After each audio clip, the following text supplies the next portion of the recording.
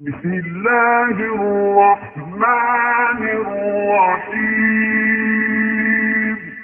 اللہ کے نام سے شروع جو نہایت مہربان رحم والا۔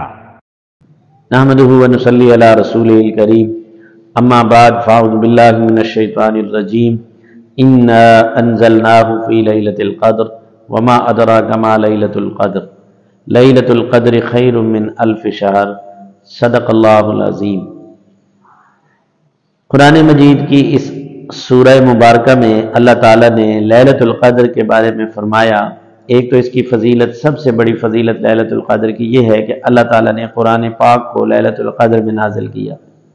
قرآن مجید کا نزول 2 مرتبہ ہوا ہے، کیونکہ بعض ذہن میں سوال آتا ہے کہ قرآن پاک تو 23 سال کے عرصہ میں تھوڑا تھوڑا کر کے نازل ہوتا رہا، اور اس سورہ مبارکہ میں آ رہا ہے انا انزلناہ فی لیلۃ القدر، کہ بے شک ہم نے اس قرآن کو لیلۃ القدر میں نازل کیا۔ تو اس مغالطے کا جواب سن لیں کہ قرآن مجید کا نزول 2 مرتبہ ہوا ہے۔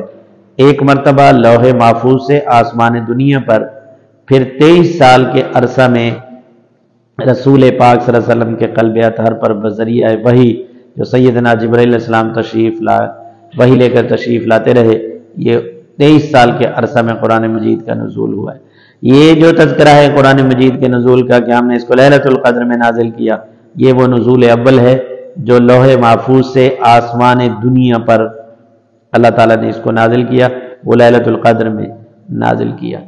تو لیلۃ القدر کا سب سے بڑی لیلۃ القدر کی فضیلت وہ یہ ہے کہ اس میں اللہ تعالیٰ نے قرآن مجید کو نازل فرمایا، اور دوسرا یہ ہے کہ یہ 1000 مہینوں سے بہتر ہے، اور اس میں دعائیں قبول ہوتی ہیں۔ اللہ کے نبی صلی اللہ علیہ وسلم سے دعا بھی منقول ہے، دعا کو غور سے سن لیں۔ اللہم انک عفو تحب العفو فاعف عنی، یا فاعف عنا بھی پڑھ سکتے ہیں، جمع کا صیغہ استعمال کریں۔ تو یہ رسول پاک صلی اللہ علیہ وسلم سے منقول ہے کہ لیلۃ القدر میں یہ دعا پڑھی جائے۔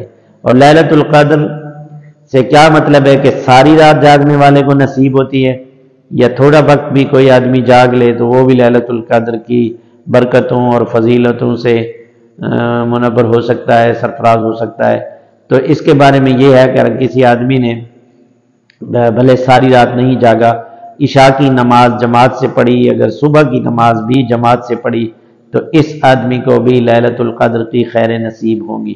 بہتر یہ ہے کہ اللہ کے نبی صلی اللہ علیہ وسلم نے اس کی تعیین آ چکی تھی۔ آتا ہے نا کہ جھگڑے کی بڑی نحوستیں ہیں، حدیث میں آتا ہے کہ جھگڑا بالوں کو جیسے اس طرح بالوں کو صاف کر دیتا ہے، جھگڑا ایسے نیکیوں کو صاف کر دیتا ہے۔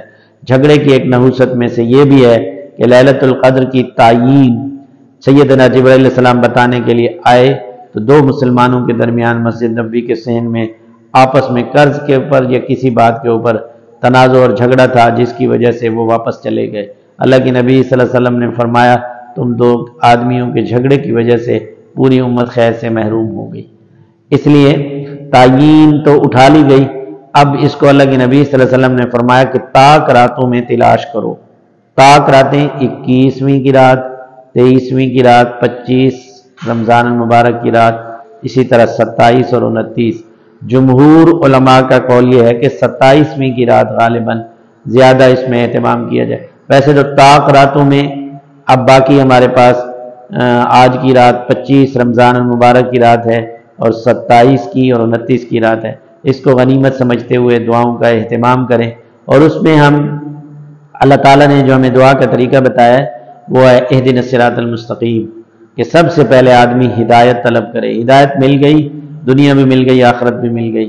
اپنے لیے، پوری امت محمد صلی اللہ علیہ وسلم کے لیے، حضور صلی اللہ علیہ وسلم کی امت کے لیے، یعنی امت محمدیہ صلی اللہ علیہ وسلم کے لیے ہدایت کی دعا کرنا، اور سارے عالم کے سارے انسانوں کے لیے ہدایت کی دعا کرنا، یہ رسول پاک صلی اللہ علیہ وسلم نے ہمیں طریقہ سکھایا ہے۔